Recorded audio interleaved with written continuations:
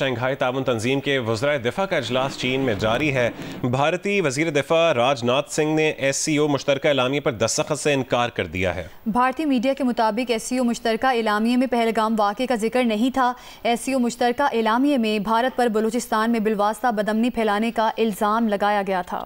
پاکستان میں تعینات ایران کے سفیر رضا امیری مقدم کا کہنا ہے کہ صہیونی رجیم کی ایران پر مسلط کردہ ناحق جارحیت کے مقابلے میں پاکستان نے جس ثابت قدمی اور عزت و وقار کے ساتھ ہمارے شانہ بشانہ کھڑے ہو کر بھرپور یکجہتی اور حمایت کا مظاہرہ کیا وہ قابل تحسین ہے۔ ایرانی قوم اور پاکستانی عوام کی جانب سے اس برادرانہ جذبے اور حمایت کو کبھی فراموش نہیں کریں گے۔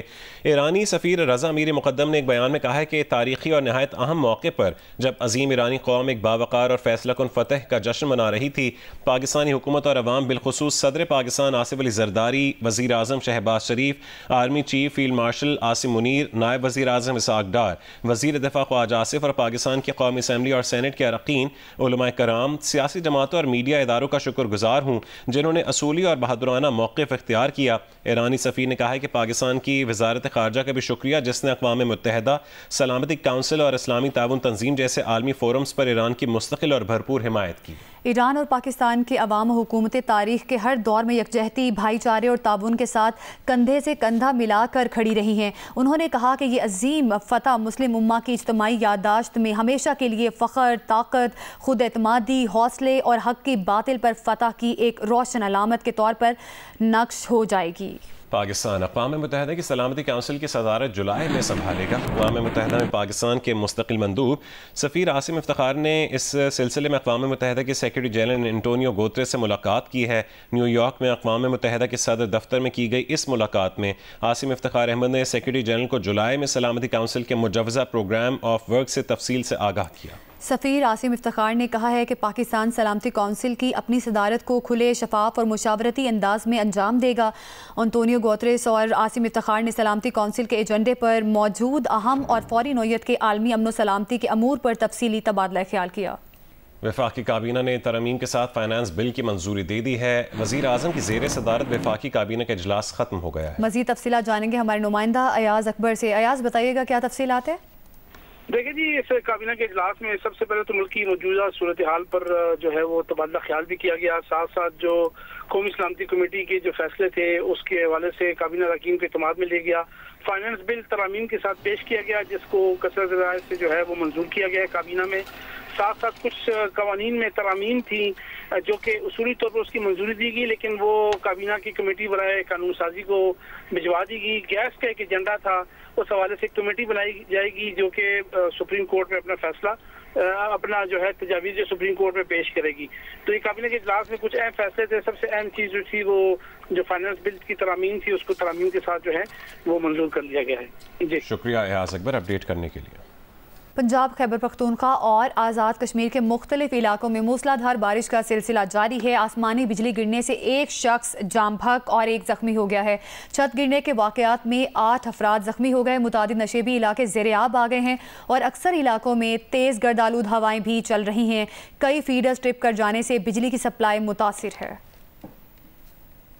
پنجاب میں فیصل آباد، سرگودھا، حافظ آباد، کمالیہ، جھنگ، جہلم، میانی، چیچا وطنی اور گوجرا سمیت مختلف شہروں میں وقفے سے بارش کا سلسلہ جاری ہے۔ آسمانی بجلی گرنے سے میاں چنو میں ایک نوجوان جاں بحق اور کمالیہ میں ایک شخص زخمی ہو گیا۔ بھاول نگر اور چنیوٹ میں بارش کے باعث چھت گرنے سے مجموعی طور پر 8 افراد زخمی ہوئے۔ ہواؤں اور موسلا دھار بارش سے اکثر علاقوں کے فیڈرز ٹرپ کر گئے۔ بجلی کی سپلائی معطل ہے۔ نشیبی علاقے بھی زیر آب آ گئے ہیں۔ مظفر آباد، سمانی، دھیر کوٹ اور بھمبر آزاد کشمیر میں تیز بارش سے نظارے دلکش اور موسم خوشگوار ہو گیا۔ خیبر پختونخوا کے ضلع مردان اور شمالی وزیرستان میں بھی گرج چمک کے ساتھ بارش سے گرمی کا زور ٹوٹ گیا ہے۔ گزشتہ روز جنوبی وزیرستان میں طوفانی آندھی اور بارش نے تباہی مچا دی۔ مرکزی جامع مسجد کی چھت مکمل طور پر گر گئی، سولر پینلز اڑ گئے، 3 گھروں اور 6 دکانوں کو بھی جزوی نقصان پہنچا ہے۔ پنجاب کے وسیع علاقوں میں بارشوں سے اب تک 3 افراد جاں بحق اور 25 زخمی ہوئے ہیں۔ ترجمان ریسکیو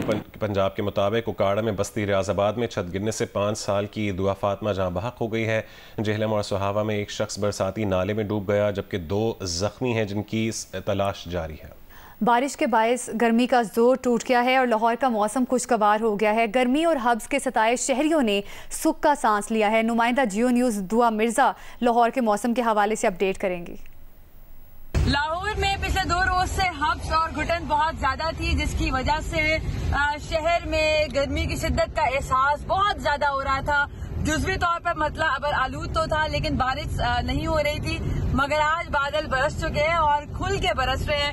یہ اس وقت میں ڈرائیو کر رہی ہوں اور آپ دیکھ سکتے ہیں کہ موسم کس قدر خوبصورت ہے۔ درجات کی بات کریں تو کم سے کم 21 ڈگری سینٹی گریڈ جبکہ زیادہ سے زیادہ 31 ڈگری سینٹی گریڈ ریکارڈ کیا گیا ہے۔ محکمہ موسمیات کے مطابق آج پورا دن بارش ہونے والی، جبکہ کل بھی یعنی 24 گھنٹے کے دوران بھی بارش کا امکانات موجود ہیں اور موسم بہتر ہوگا۔ گرمی کی شدت، حبس کی شدت میں کمی آئے گی، جس سے شہری اب فائنلی سکھ کا سانس لیں گے۔ ہوا میں نمی کا تناسب 83% ہے، جبکہ ہوا 13 کلومیٹر فی گھنٹہ کی رفتار سے چل رہی ہے۔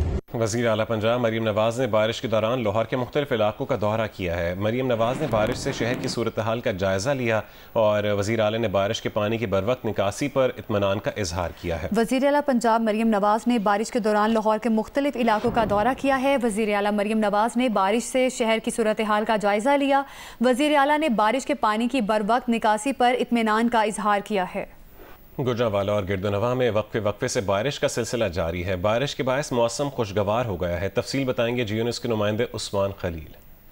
اجی گجرانوالہ شہر اور گردنواں میں بھی وقفے سے بارش کا سلسلہ جاری ہے۔ بارش کے باعث یہاں کا موسم کافی خوشگوار ہو چکا ہے۔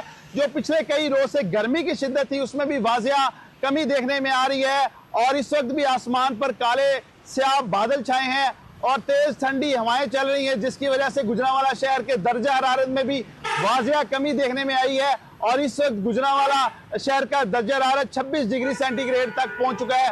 ہر چیز دھل چکی ہے اور شہری بھی اس خوشگوار موسم سے کافی لطف اندوز ہو رہے ہیں، کیونکہ بارش اتنی تیز نہیں، ہلکی بارش کا سلسلہ جاری ہے، جس کی وجہ سے نکاسی آب کا بھی کوئی ایسا مسئلہ سامنے نہیں آیا، جبکہ سڑکوں پہ پھسلن ہونے کے باعث شہریوں کو آمد و رفت میں کچھ مشکلات کا سامنا کرنا پڑا ہے۔ پشاور میں مطلع ابر آلود ہے، ہوائیں بھی چل رہی ہیں، جس کے باعث گرمی کی شدت میں کمی واقع ہوئی ہے۔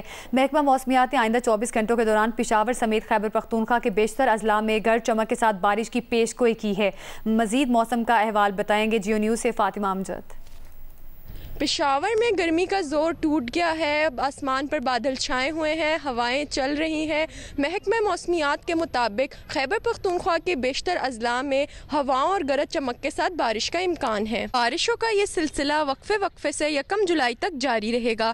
خیبر پختونخوا میں گزشتہ 24 گھنٹوں میں سب سے زیادہ بارش مالم جبہ میں 70 ملی میٹر ریکارڈ کی گئی، سیدو شریف میں 43 ملی میٹر، پاڑا چنار میں 34 ملی میٹر بارش ریکارڈ کی گئی۔ محکمہ موسمیات کے مطابق پشاور میں آج کم سے کم درجہ حرارت 28 ڈگری سینٹی گریڈ ریکارڈ کیا گیا، جبکہ زیادہ سے زیادہ درجہ حرارت 37 ڈگری سینٹی گریڈ تک بڑھنے کا امکان۔ ایران اسرائیل جنگ بندی میں صدر ٹرمپ کے کردار کو ڈیڈی سے تعبیر کرنے پر نیٹو سیکرٹری جنرل کو شدید رد عمل کا سامنا کرنا پڑ رہا ہے۔ مزید تفصیلات بتا رہی ہیں منزہ صدیقی۔ نیٹو کے مستقبل کے لیے امریکہ کی مالی اور عسکری شمولیت انتہائی اہم ہے، اس لیے تنقید کے باوجود صدر ٹرمپ کی اس حد تک خوشامد کو نیٹو کے عسکری حلقے مارک روٹے کی اعلیٰ سفارتکاری قرار دے رہے ہیں۔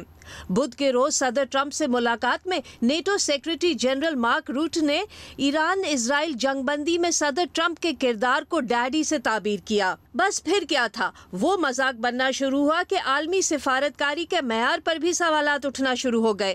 نیٹو سربراہ اجلاس کے موقع پر پریس کانفرنس میں صدر ٹرمپ سے پوچھا گیا کہ آیا وہ اپنے نیٹو اتحادیوں کو بچہ سمجھتے ہیں۔ NATO secretary general Mark Rutte نے صدر ٹرمپ کو ڈیڈی کہنے کے بیان کی وضاحت کر دی، کہا ڈیڈی کا لفظ ٹرمپ کے لیے نہیں تھا، ان کے الفاظ کو سیاق و سباق سے ہٹ کر پیش کیا گیا۔ پریس کانفرنس کے دوران ڈیڈی والے سوال پر امریکی وزیر خارجہ مارکو روبیو کے لیے ہنسی روکنا مشکل ہو گئی۔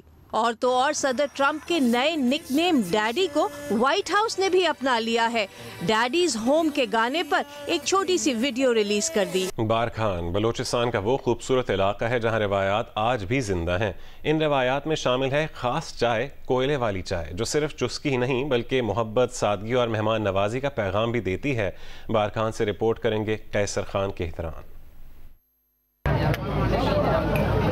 یہ یہ بارخان کی وہ چائے جو کوئلے کی ہلکی آنچ پر پکائی جاتی ہے، نہ قیمتی کیفے نہ برانڈڈ کپ، بس ایک چھوٹی سی چینک کوئلے کی آنچ جو صرف 50 روپے میں 3 آدمیوں کو چائے پلا دیتی ہے۔ یہی وہ روایت ہے جو بارخان کو منفرد بناتی ہے۔ یہاں چائے نوشی صرف ایک مشروب نہیں بلکہ ایک میل جول کا ذریعہ ہے، جہاں لوگ علاقائی حال احوال کے ساتھ ساتھ سیاسی گفتگو اور قبائلی فیصلے بھی کیا کرتے ہیں۔ چائے بنانے کا طریقہ بھی خاص ہے۔ تانبے یا مٹی کے برتن میں چائے کی پتی، خالص دودھ اور بعض جگہوں پر مقامی جڑی بوٹیاں بھی شامل کی جاتی ہیں، پھر اسے لکڑیوں یا کوئلے کی ہلکی آنچ پر پکایا جاتا ہے، نہایت آہستہ، تاکہ ذائقہ ہر گھونٹ میں محسوس ہو۔ یہاں چائے کے لیے میز اور کرسی کی ضرورت نہیں، خلوص کی ضرورت ہے۔ لوگ قالین پر بیٹھ کر ایک دوسرے سے باتیں کرتے ہوئے ایک ہی چینک سے چائے پیتے ہیں، اور یہی اصل مہمان نوازی ہے۔ بارخان کی کوئلے والی چائے، جہاں 50 روپے کی ایک چینک 3 دلوں کو جوڑ دیتی ہے۔ یہ چائے نہ صرف جسم کو گرم رکھتی ہے بلکہ اس کی خوشبو اور ذائقہ آپ کے دل کو بھی گرم کر دیتا ہے۔ کیمرہ ٹیم کے ساتھ کیسر خان کھیتران، بارخان، بلوچستان۔ پھلوں کی سرزمین وادی سوات نہ صرف اپنے قدرتی حسن بلکہ ذائقہ دار پھلوں کے لیے بھی شہرت رکھتی ہے۔ انہی میں شامل ہے آلو بخارا، جو ذائقے، غذائیت اور تجارتی اہمیت کے لحاظ سے سوات کا خاص تحفہ سمجھا جاتا ہے۔ ڈاکٹر محبوب علی کی رپورٹ دیکھیے۔ وادی سوات میں آلو بخارے کے باغات 2000 ایکڑ سے زائد رقبے پر پھیلے ہوئے ہیں۔ یہاں سالانہ لاکھوں من پھل پیدا ہوتا ہے، جس سے کسانوں کو 50 کروڑ روپے سے زائد کی آمدن حاصل ہوتی ہے۔ یا کئی اقسام کے آلو بخارے پیدا ہوتے ہیں، جن میں سیوا، شاہی اور کالا آلو بخارا سر فہرست ہے۔ یہ پھل جون سے اگست کے دوران تیار ہوتا ہے اور اسے پاکستان کے مختلف منڈیوں تک سپلائی کیا جاتا ہے۔ مختلف سیاحتی مقامات تک آ جاتے ہیں تو ان باغوں سے گزر جاتے ہیں۔ جب یہاں سے گزرتے ہیں تو ان باغوں میں آتے ہیں، یہاں سے الوچی لیتے ہیں، یہاں پہ کاتی بھی ہے اور اپنوں کے لیے بھی یہاں سے لے کر جاتے ہیں۔ یہ اپنے رنگ اور ذائقے کی وجہ سے پورے دنیا میں مشہور ہے۔ آلو بخارا صرف ایک پھل نہیں بلکہ ہزاروں کسانوں کے روزگار کا ذریعہ اور سوات کی ثقافت کی نمائندگی کرتا ہے۔ کسان کہتے ہیں کہ جدید زرعی سہولیات، تربیت اور حکومتی تعاون فراہم کیا جائے تو سوات کا آلو بخارا بین الاقوامی منڈیوں میں پاکستان کی پہچان بن سکتا ہے۔ سوات میں آلو بخارے کے باغات 2000 ایکڑ رقبے پر پھیلے ہوئے ہیں۔ کسانوں کا کہنا ہے کہ ان باغات سے ان کو سالانہ 50 کروڑ روپے کی آمدن ہوتی ہے۔ کیمرمین محمد زبیر خان کے ساتھ ڈاکٹر محبوب علی، جیو نیوز، کوکاری، سوات۔